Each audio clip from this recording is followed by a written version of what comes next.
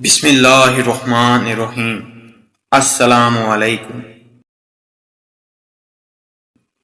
امید ہے آپ سب خیریت سے ہوں گے اور اللہ تعالیٰ سے دعا ہے کہ اللہ پاک آپ کی ساری پریشانیوں کو دور کرے۔ آپ سب سے گزارش ہے کہ ایک بار درود شریف پڑھ لیں۔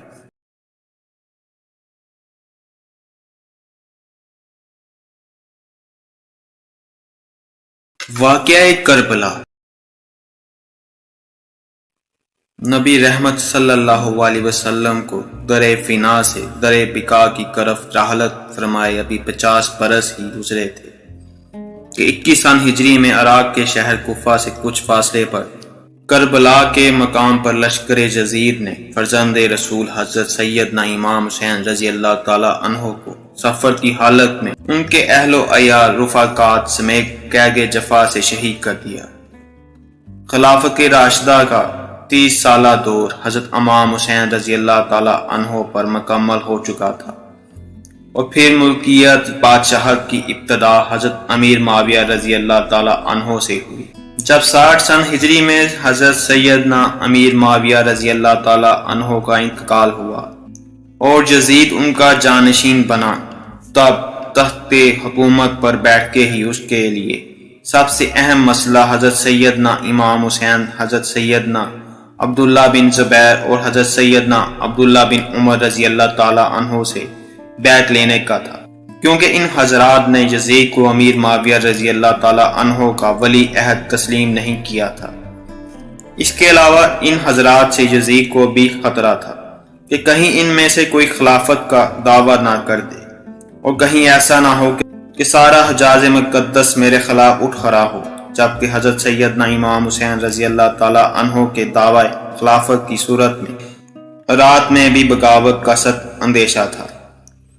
ان وجوہ کی بنا پر یزید کے پیش نظر سب سے بڑا مسئلہ اپنی حکومت کی بقا اور اسے تحفظ دینا تھا، لہذا اس نے ان حضرات مقدسہ سے بیعت لینا ضروری سمجھا۔ چنانچہ اس نے مدینہ منورہ کے گورنر ولید بن عتبہ کو حضرت سیدنا امیر معاویہ رضی اللہ تعالی عنہ کی وفات کی اور ساتھ ہی ان حضرات مقدسہ سے بیعت لینے کے سخت تجدیدی حکم بھیجا۔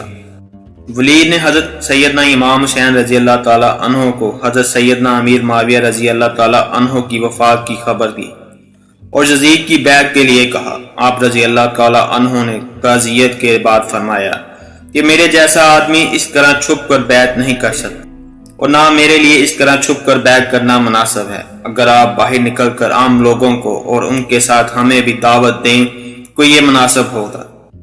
یزید کی بیعت حضرت سیدنا امام حسین رضی اللہ تعالی عنہ کو قلبی غور پر سخت ناپسند تھی، کیونکہ وہ نااہل تھا اور اس کا تقرر بھی خلفائے راشدین کے اسلامی طریقہ انتخاب کے بالکل خلاف ہوا تھا، اس لیے آپ احتجاجاً اس کے خلاف تھے اور دوسری طرف حالات اجازت نہیں دے رہے تھے کہ آپ علن اس کے خلاف آواز بلند کریں، لہذا آپ رضی اللہ تعالی عنہ نے اپنے اہل و عیال اور عزیز و اقارب کو ساتھ لے کر مدینہ منورہ سے مکہ مکرمہ کی طرف ہجرت فرما لی۔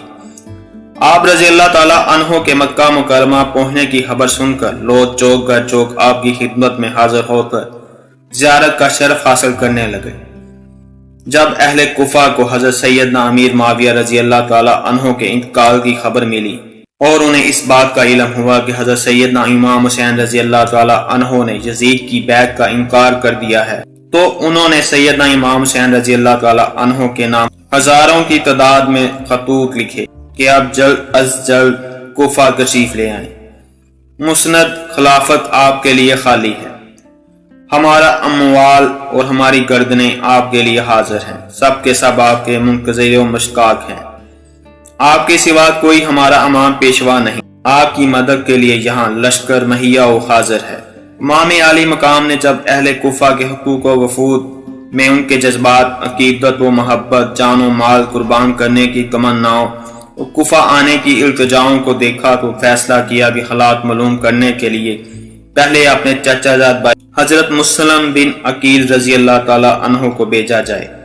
چنانچہ آپ نے انہیں اہل کوفہ کے نام ایک خط دیا اور فرمایا کہ آپ کوفہ جا کر بذات خود براہ راست حالات کا صحیح اندازہ لگا کر ہمیں اطلاع دیجیے۔ اگر حالات سازگار ہوں تو میں بھی آ جاؤں گا، اور اگر حالات نامناسب ہوں تو آپ بھی واپس تشریف لے آئیے۔ اگرچہ امام حسین رضی اللہ تعالی عنہ کی شہادت کی خبر مشہور تھی اور کوفیوں کی بے وفائی کا پہلا بھی تجربہ ہو چکا تھا، مگر جب یزید بادشاہ بن گیا تو اس کی حکومت سلطنت دین اسلام کے لیے خطرہ تھی، اور اسی سبب اس کی بیعت ناروا تھی، اور وہ طرح کی تدبیریں اور ہیلوں سے چاہتا تھا کہ لوگ اس کی بیعت کر لیں۔ ان حالات میں کوفیوں کا بے پاس ملت یزید کی بیعت سے دستکشی کرنا اور حضرت امام حسین رضی اللہ تعالی عنہ سے قلب بیعت ہونا امام پر لازم کرتا تھا کہ ان کی درخواست قبول فرمائیں۔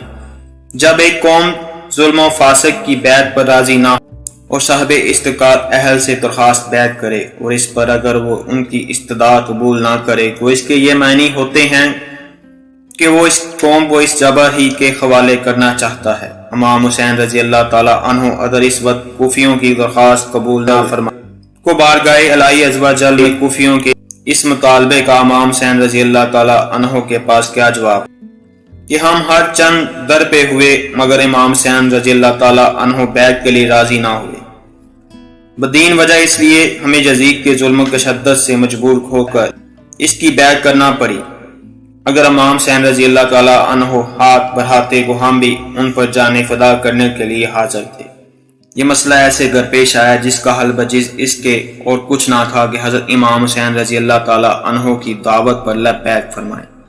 اگرچہ کابر صحابہ کرام حضرت ابن عباس اور حضرت ابن عمر اور حضرت جابر اور حضرت ابو سعید و حضرت ابو بکر لسی وغیرہ ہم حضرت امام حسین رضی اللہ تعالی عنہ کی اس رائے سے متفق نہیں تھے اور انہیں کوفیوں کے عہد و مواثیق کا اعتبار نہ تھا۔ امام حسین رضی اللہ تعالی عنہ کی محبت اور شہادت، امام حسین رضی اللہ تعالی عنہ کی شہرت، ان سب کے دلوں میں اخلاص پیدا کر رہی تھی، وہ کہ یہ یقین کرنے کی بھی کوئی وجہ نہ تھی کہ شہادت کا یہی وقت ہے اور اسی سفر میں یہ مرحلہ درپیش ہوگا، لیکن اندیشہ مانع تھا۔ حضرت امام حسین رضی اللہ تعالی عنہ کے سامنے مسئلے کی یہ صورت درپیش تھی کہ اس کی استدعا کو رد کرنے کے لیے عذر شریک کیا ہے۔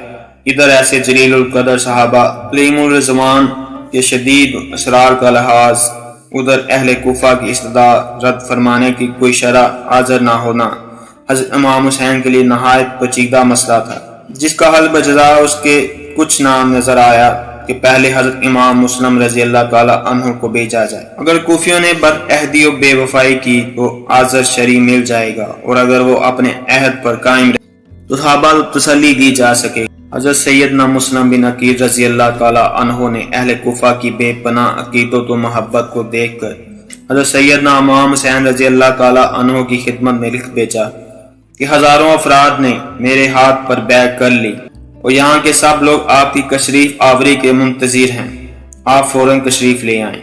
حضرت سیدنا امام حسین رضی اللہ تعالی عنہ نے اس اطلاع کے بعد کوفہ جانے کا عزم صمیم کر لیا، اور ادھر کوفہ میں جو فساد برپا ہو چکا تھا اس کی آپ کو اطلاع نہیں ہوئی تھی۔ حضرت سیدنا امام حسین رضی اللہ تعالی عنہ نے 3 ذی الحج 60 سن ہجری کو اپنے اہل بیت و خدام وغیرہ کل 82 افراد کو ہمراہ لے کر راہ رات اختیار فرمائی۔ راستے میں حضرت سیدنا امام حسین رضی اللہ تعالی عنہ کو کوفیوں کی بد عہدی اور حضرت سیدنا مسلم بن عقیل رضی اللہ تعالی عنہ کی شہادت کی خبر مل گئی۔ اس پر امام حسین کے رفقا کی آرا مختلف ہوئی، اور ایک بار آپ رضی اللہ تعالی عنہ نے بھی واپسی کا قاصد ظاہر فرمایا، لیکن بہت گفتگو کے بعد یہی کہہ پایا کہ سفر جاری رکھا جائے اور واپسی کا خیال کڑک کر دیا جائے۔ حضرت سیدنا امام حسین رضی اللہ تعالی عنہ نے بھی اس رائے سے اتفاق کیا اور قافلہ آگے چل دیا، یہاں تک کہ حضرت سیدنا امام حسین رضی اللہ تعالی عنہ نے کربلا میں نزول فرمایا۔ یہ محرم الحرام 21 سن ہجری کی 2 تاریخ تھی۔ آپ رضی اللہ تعالی عنہ نے اس مقام کا نام دریافت کیا کو معلوم ہوا اس جگہ کو کربلا کہتے ہیں۔ حضرت سیدنا امام رضی اللہ تعالی عنہ کربلا سے واقف تھے اور آپ کو معلوم تھا کہ کربلا ہی وہ جگہ ہے جہاں اہل بیت رسالت کو رائے حق میں اپنے خون کی ندیاں بہانی ہوں گی۔